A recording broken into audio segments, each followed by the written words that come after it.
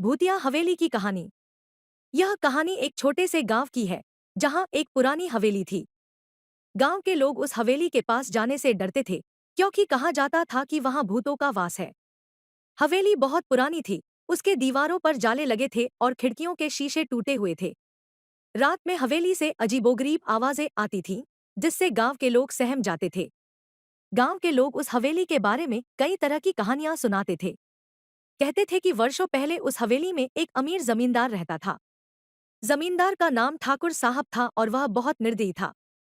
उसने गांव के कई लोगों को सताया था, उनकी जमीनें छीन ली थी और उनके साथ बहुत बुरा व्यवहार किया था। एक दिन गांव वालों ने ठाकुर साहब के अत्याचार से तंग आकर उसे मार डाला। उसके बाद से ही हवेली में अजीब घटनाएं होने लगी।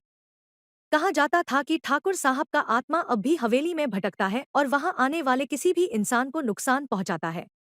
गांव के लोग इस हवेली से इतने डरते थे कि कोई भी रात के समय उसके पास नहीं जाता था। लेकिन गांव में एक युवक था जिसका नाम राजू था। राजू को भूत प्रेतों पर विश्वास नहीं था। उसने गांव वालों की बातों को अफवाह समझकर हवेली में जाने का फैसला किया। उसने सोचा कि वह खुद जाकर देखेगा कि आखिर हवेली में क्या है। एक रात राजू ने अपने दोस्तों को साथ लेकर हवेली जाने का निश्चय किया। वे सभी अपने साथ टॉर्च और लाठी लेकर हवेली की ओर बढ़े। हवेली के पास पहुंचते ही उन्हें अजीब सी ठंड महसूस हुई, जैसे किसी ने अचानक तापमान गिरा दिया हो। राजू ने अपने दोस्तों को ढांढस बंधाया और अंदर चलने को कहा।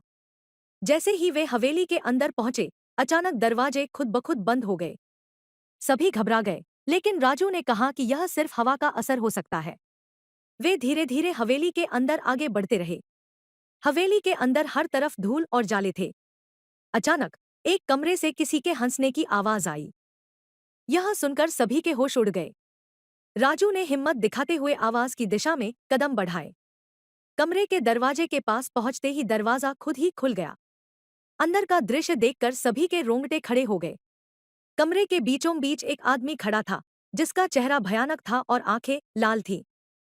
वह आदमी ठाकुर साहब के रूप में था, जो कि मर चुका था।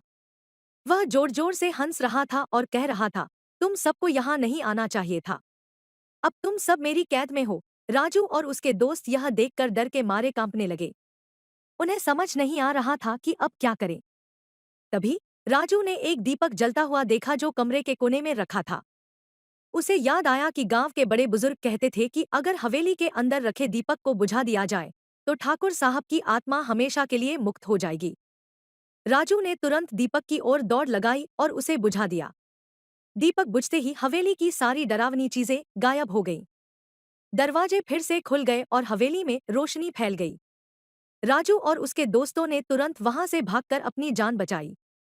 गांव लौटकर उन्होंने यह कहानी सबको सुनाई। इसके बाद से वह हवेली शांत हो गई और गांव वाले बिना किसी डर के वहां जाने लगे। यह घटना राजू और गांव वालों के लिए एक सबक बन गई कि किसी भी भूतिया कहानी के पीछे कोई न कोई सच छिपा होता है।